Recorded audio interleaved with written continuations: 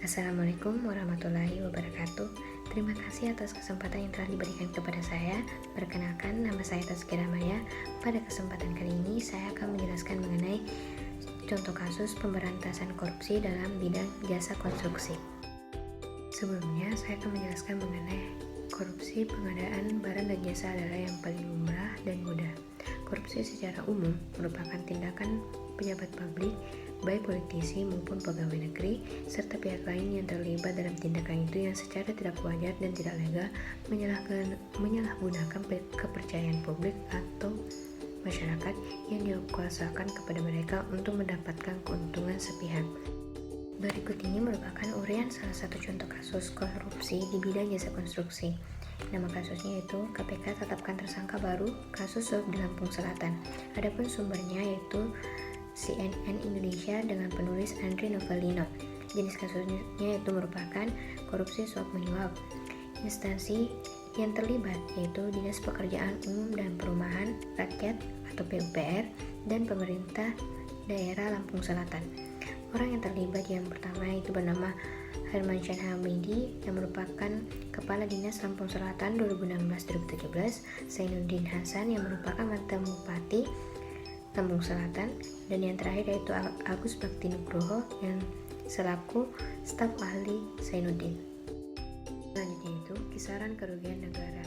Berdasarkan laporan KPK yang meningkatkan status perkara ke tahap penyidikan yang diduga bersama-sama menerima hadiah atau janji terkait pengadaan barang dan jasa, ia mengatakan dalam perkara ini Hermansyah Hamidi diperintahkan oleh Zainuddin untuk memungut fee dari proyek-proyek di Dinas PUPR sebesar 21%.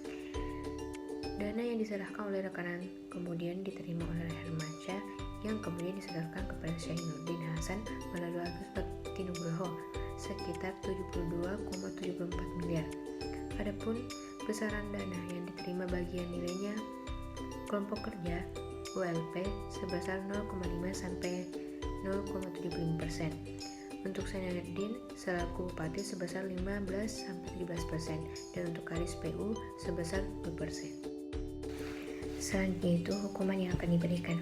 Atas perbuatannya, Hermansyah disangkakan melanggar pasal 12 huruf A dan pasal 12 huruf B atau pasal 11 Undang-Undang Nomor 31 Tahun 1999 tentang pemberantasan tindakan pidana korupsi sebagaimana telah diubah dalam Undang-Undang Nomor 20 Tahun 2001 tentang pemberantasan tindak pidana korupsi pasal 55 ayat 1 KUHP. Dalam perkara ini, Zainuddin sudah divonis bersalah oleh Majelis Hakim Pengadilan Negeri Kelas 1A Tanjung Karang, Lampung.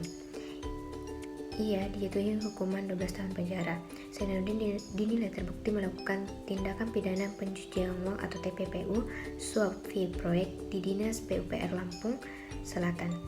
Zainuddin sempat mengajukan kasasi ke Mahkamah Agung terkait vonis tersebut, namun MA menolak kasasi yang diajukan Zainuddin.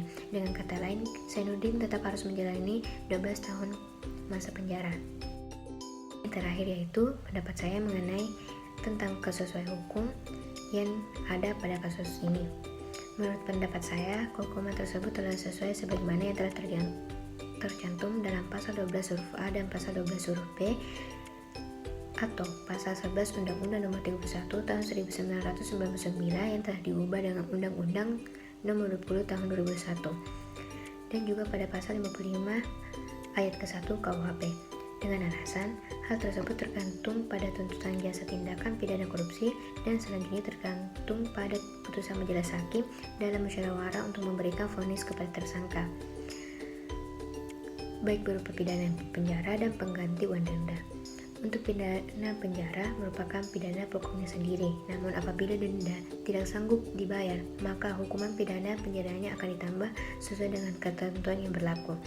Dan menurut dari sudut pandangan saya, hukuman yang tepat diterapkan kepada koruptor juga seperti mematikan eksistensi mereka di segala sisi kehidupan lingkungan kerjanya, di mana pelaku korupsi kemudian dilarang membuka rekening bank hingga tidak diberikan izin mendirikan usaha.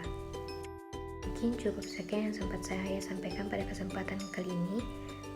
kurang lebihnya mohon dimaafkan. Wabillahi taufiq wal hidayah. Wassalamualaikum warahmatullahi wabarakatuh.